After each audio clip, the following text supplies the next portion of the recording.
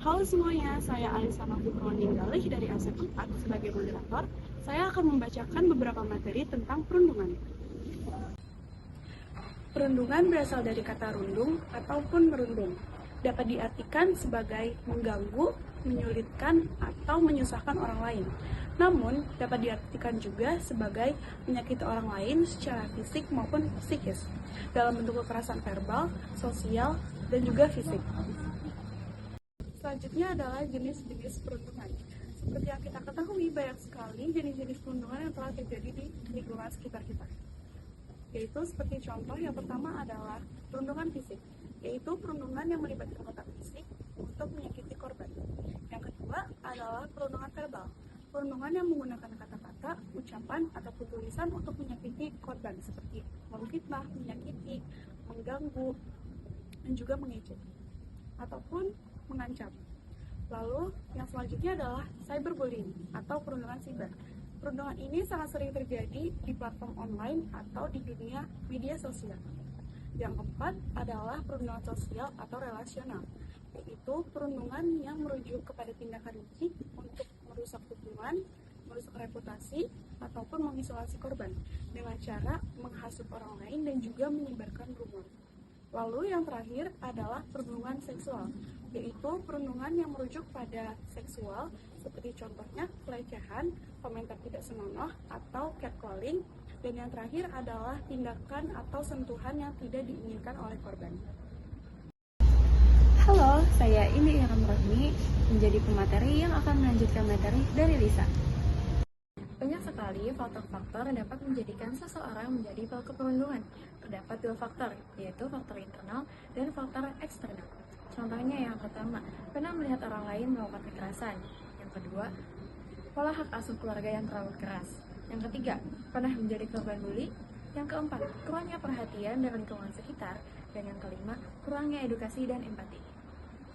Dampak perundungan bagi korban secara emosional, merasa sedih, takut, cemas, stres, harga diri menurun, dan trauma. Secara sosial, menarik diri dari pergaulan, merasa sendirian, dan sulit percaya pada orang lain. Secara akademik, nilai menurun, konsentrasi menurun, dan rasa malas atau takut untuk pergi ke sekolah. Secara fisik, sering mengalami sakit perut atau sakit kepala, gangguan tidur, dan juga kelelahan. Jangka panjangnya, itu bisa sangat mempengaruhi kepercayaan diri dan bisa mempengaruhi di hubungan masa depan. Adapun beberapa solusi untuk korban perundungan. Yang pertama adalah bangun ruang komunikasi terbuka. Orang tua dan guru harus bisa menciptakan ruang komunikasi yang aman bagi korban sehingga korban dapat merasa aman untuk bercerita.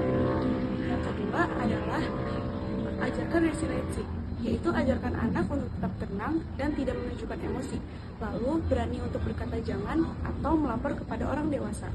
Yang ketiga adalah dampingi dan lindungi. Korban harus didampingi untuk memulihkan trauma fisik maupun mental. Yang terakhir adalah jangan membalas kekerasan, yaitu hindari ajaran kepada anak untuk membalas dendam secara fisik yang justru akan memperparah siklus kekerasan. Musafir berujung maut di Masjid Agung Sibolga Sumut, 3 pelaku ditangkap. Motif dan penyebab tewasnya Arjuna Tamaraya, seorang musafir di Masjid Agung Sibolga. Viral kasus penganiayaan seorang musafir hingga tewas di Masjid Agung Sibolga.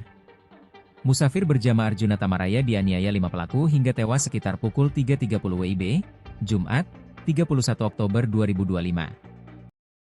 Assalamualaikum warahmatullahi wabarakatuh. Perkenalkan, nama saya Adli Hafiz Darmawan, saya absen 1. Di sini saya akan menyampaikan peristiwa sebuah fakta yang menarik. Informasi terkini terjadi pada tanggal 31 Oktober 2025 di daerah Masjid Agung, Kota Bolga, Sumatera Utara, di mana mahasiswa berinisial A menjadi korban pengeroyokan oleh sekelompok orang tak dikenal hingga berujung kematian. Terima kasih. Halo, saya Zarizka Ramdhani akan menyampaikan opini dari kelompok kami tentang kasus pengeroyokan di Masjid Agung Sibolga. Kasus bully dan pengeroyokan di Masjid Agung Sibolga menjadi peristiwa tragis karena terjadi di tempat ibadah. Peristiwa ini menegaskan betapa pentingnya penegakan hukum, empati sosial, dan edukasi anti kekerasan agar peristiwa serupa tidak terulang kembali. Halo, saya Yesha Airlia Sapotika. Di sini saya akan menyampaikan kesimpulan dari berbagai materi dan kasus yang teman saya telah sampaikan. Jadi, kasus yang terjadi di Masjid Agung Sibolga merupakan salah satu contoh kasus pembulian yang dapat terjadi di sekitar kita. Dan itu dapat terjadi karena ulah manusia sendiri dan dapat merugikan berbagai pihak. Kasus tersebut juga menjadi peringatan ke kita bahwa masjid yang seharusnya menjadi simbol kedamaian, ketentraman, dapat ternodai karena ulah manusia yang serakah dan egois. Oleh karena itu, kita harus menolak segala bentuk pembulian ataupun kekerasan. Kita sebagai generasi muda harus menjunjung tinggi nilai toleransi dan tidak main hakim sendiri. Jika kita telah berhasil menanamkan nilai-nilai tersebut, maka akan tercipta lingkungan yang aman dan damai.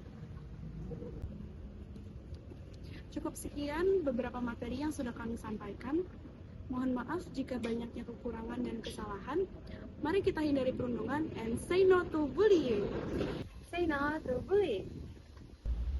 Say no to bullying. Say no to bullying.